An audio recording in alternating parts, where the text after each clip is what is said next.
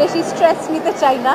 খুব কষ্ট করে কাজটা করেছি, আমাকে অনেক কষ্ট করতে হয়েছে। লম্বা সময়ের জন্য কোনো ভবিষ্যৎ পরিকল্পনা থাকে না, এই আমার কাজের অনেক প্রেশার থাকে, তো অভিনয় নিয়ে অনেক লম্বা কোনো পরিকল্পনা তাই করতে পারি না। নারীরা যদি পিছিয়ে থাকে, নিজেদের অধিকারগুলো না পায়, এটা তো সামনে এগিয়ে যেতে পারবে না।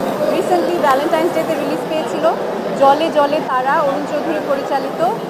খুব ভালো লাগছে, কারণ ছবিটা ভালো ছিল এবং আমরা খুব কষ্ট করে কাজটা করেছি। আমাকে অনেক কষ্ট করতে হয়েছে। একটা সার্কাসে কাজ করি, এরকম একটা মেয়ের চরিত্রে, তো ভালো লাগছে। কষ্টের স্বীকৃতি পেলে পেলে তো ভালোই লাগে। ট্যালেন্ট স্বপন 2 দর্শকের কাছ থেকে প্রতিক্রিয়া ভালোই পাচ্ছি। আশা করি সামনে দর্শকের প্রতিক্রিয়া ভালো হলে আরেকটা 3 হওয়ার সম্ভাবনা থাকে, দেখা যাক সেটা হয় কিনা। খুব রিসেন্টলি একটা কাজ করলাম, সেটা হচ্ছে একটা ট্যালেন্ট শো, দীপ্ত স্টার হান্টের বিচারক হিসেবে ছিলাম। সেখানে কিছু নতুন মুখ, নতুন ট্যালেন্ট আমরা পেয়েছি। আর এছাড়া আমার আসলে অনেক বেশি লম্বা সময়ের জন্য কোনো ভবিষ্যৎ পরিকল্পনা থাকে না। সামনে যদি ভালো কাজ হয় সেটা আপনারা সবাই জানতেই পারবেন।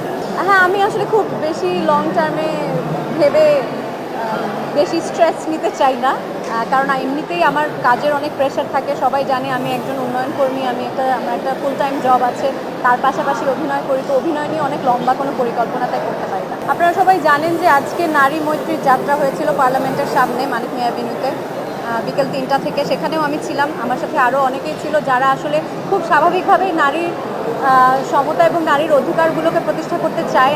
আমি শিওর আপনারাও সবাই একই জিনিস চান, কারণ আমার দেশে, শুধু আমার দেশে না, এই পৃথিবীতে অর্ধেক নারী আর অর্ধেক পুরুষ। নারীরা যদি পিছিয়ে থাকে, নারীরা যদি নিজেদের অধিকারগুলো না পায়, তাহলে পৃথিবীটা তো সামনে এগিয়ে যেতে পারবে না। তো খুব স্বাভাবিকভাবে, এটা খুব স্বাভাবিক, এটা কমন সেন্স যে নারী অধিকার নিয়ে এবং নারীর প্রতি যেন বৈষম্য না হয় সেটা নিয়ে